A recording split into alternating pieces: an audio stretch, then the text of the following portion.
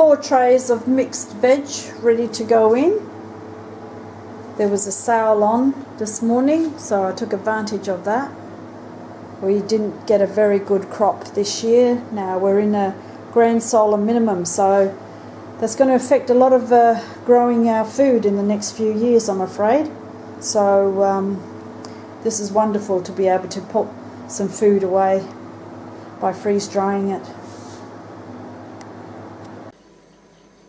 So I've loaded up the trays and now I'm to press continue, and it goes into a freezing mode. Even though the food is frozen, it still goes into a freezing mode. Then it'll go into vacuum, and these could take at least 24 hours, if not a bit more.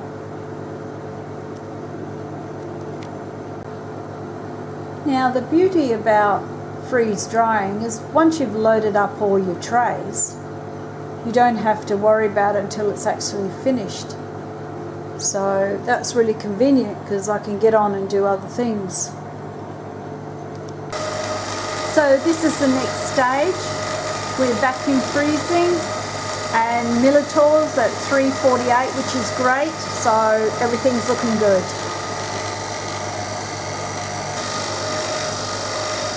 So now we're into the drying mode, and once that's finished then it will go into final drying. Now I've just taken the mixed vegetables out of the freeze dryer. They went for about 28.5 hours, but I did add on some time. Now these beans, they are absolutely crisp dry. Now the broccoli, sometimes people have trouble with the broccoli, but as you can see, it's really crisp and all dry. Everything's dried beautifully. So these will get bagged up with an oxygen absorber, or you can put them in a mason jar with an oxygen absorber and vacuum seal that, and they will last you 25 to 30 years. Now I've put a piece of broccoli into some water to show you how it does rehydrate, and I've only just done this, and you can see that that is already rehydrated. It's absolutely wonderful.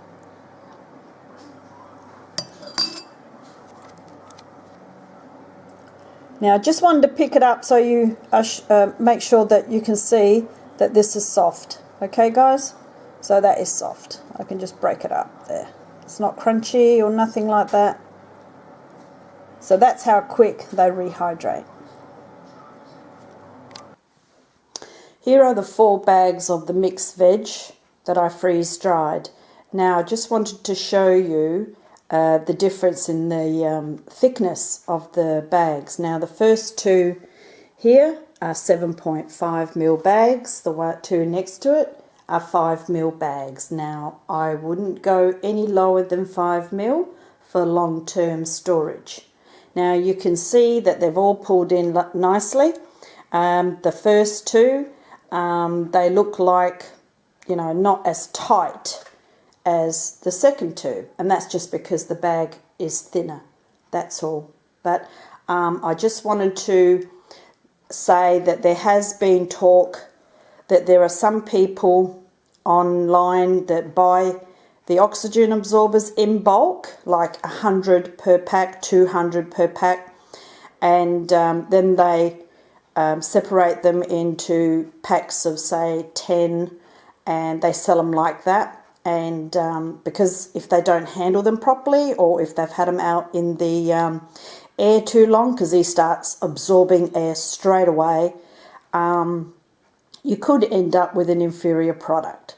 So I've had a bit of problems with some oxygen absorbers, and so now I'm really careful who I buy them off. Now I have got some from Australian Survival Supplies in Western Australia, and they buy direct from Pack Fresh in America.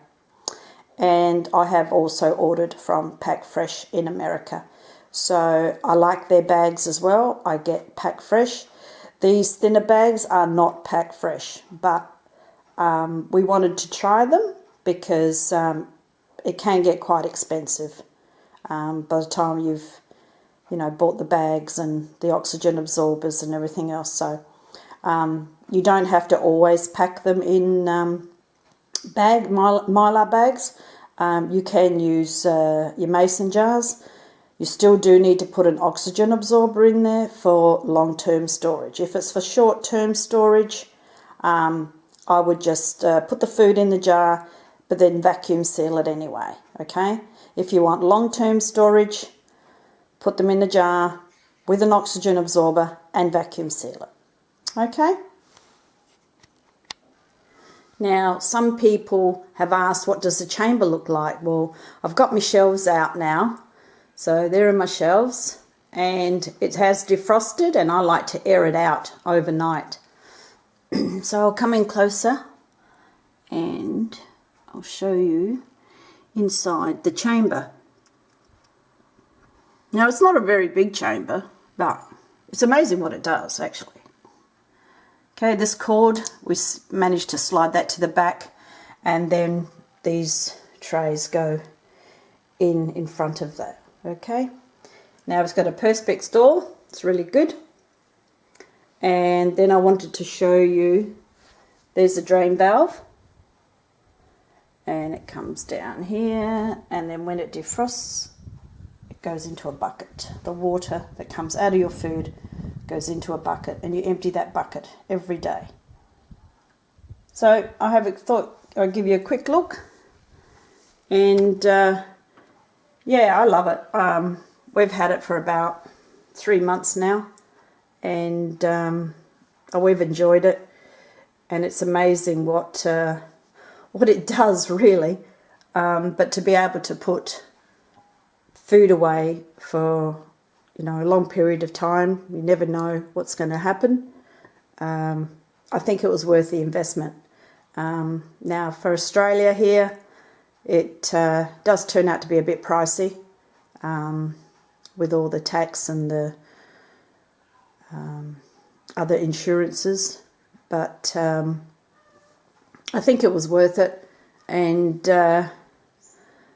it's just something that you feel a little bit more secure about as far as food production goes. I've also freeze-dried meat. I will do some more. And, I'm not really keen on eating fake meat, so I like to freeze-dry my own and store it away